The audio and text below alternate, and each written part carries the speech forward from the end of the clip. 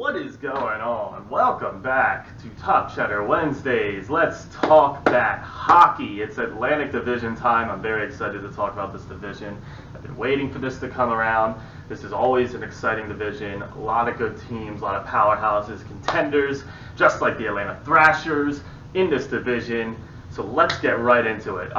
Today we're going to be talking, obviously, by the title of the video, about the three Canadian teams in this division. Let's start with the Ottawa Senators, who I actually have as trending up. I actually really like what the Senators did this offseason.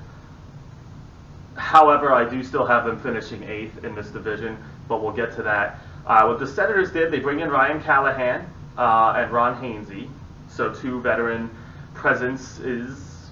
That's not a word.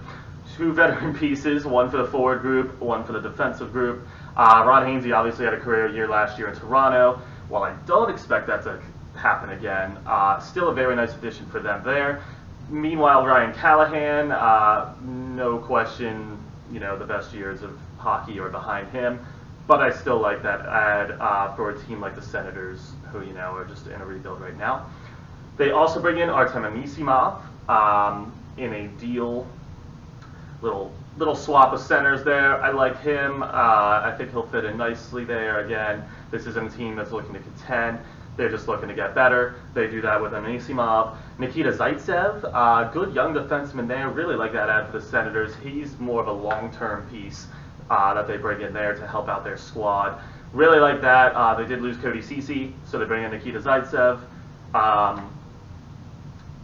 Similar players. I don't think either team really won that deal, but Zaitsev, obviously very talented, and I think fits just the Ottawa style of play a little better. And lastly, they bring in two more forwards, Connor Brown and Tyler Ennis, both of which have been underwhelming in their careers. We all kind of expected more from them since they entered the league, but who knows? They'll get a lot of more ice time in Ottawa. I almost said Toronto. In Ottawa. So maybe they'll realize their potential a little bit. But all in all, none of these moves obviously are super splashy and are going to propel the Senators to the playoffs or anything like that. But it's steps in the right direction, and it's ownership actually, doing something to make the team better. And you like to see that. And again, I do like these moves. They are solid moves for any team to have made, really. So I do have them trending up, but I do still have them finishing 8th in the Atlantic Division this year. Next, let's talk about the Toronto Maple Leafs. I have the Maple Leafs is trending steady. What they did, they brought in Pontus Aberg and Garrett Wilson and Jason Spezza, all as depth forward signings, you would think.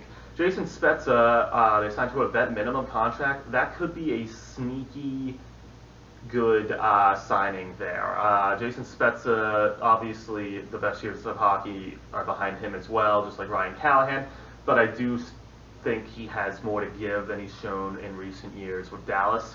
So I do really like that signing, especially for so cheap. The biggest move for the Leafs was bringing in Tyson Barrie to help out the defensive core. He'll likely play right alongside Morgan Rielly, which gives them one of the better defensive units now, or defensive pairings, I should say, in the NHL, you could argue. Really like that. That's really going to help them out in the playoffs, which I do have them making again, obviously. Really like that move. And then Kenny Agostino and Alex Kerfoot also joined the Maple Leafs. Alex Kerfoot, another guy to watch for. I think he could thrive playing in Toronto, especially because he'll be alongside of possibly Tavares. We'll see how the lines shake out, but I do really like Alex Kerfoot as a player, always have, and I think just in Toronto he'll play much better.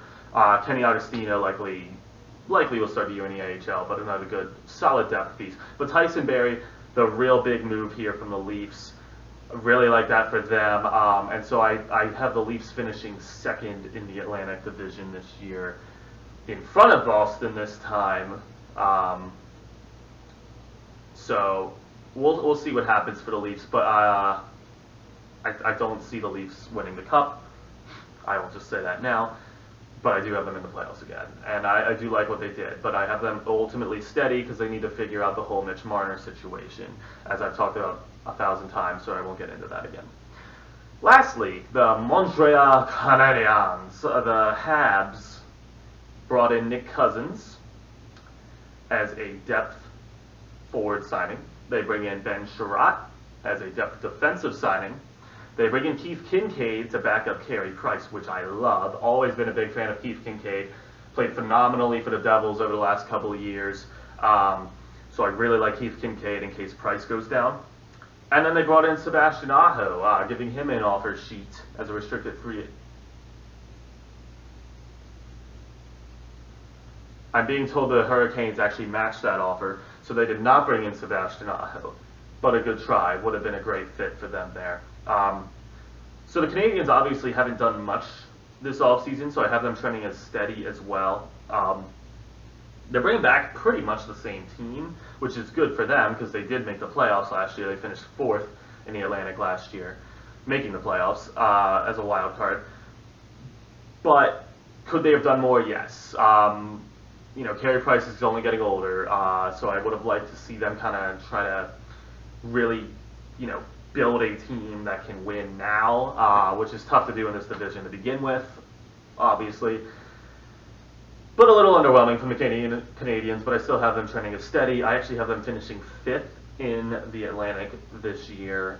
Still making the playoffs as that second wildcard team. Like I mentioned when we already covered the Metro, I only have 3 teams coming out of the Metro this year. So I do have the Canadians in the playoffs, but as a worse seed, and they'll likely have to face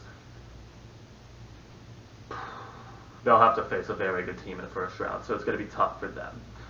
But that'll wrap up the Canadian teams in the Atlantic Division.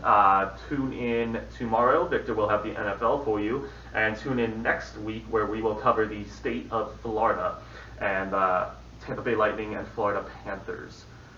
So leave a like, leave a comment. Let me know what you think about the Canadian teams and their chances this year. Can the Leafs win the Cup? Will the Senators show a lot of improvement? And what do you think the Canadians will do? They're kind of like a fringe playoff team in my book.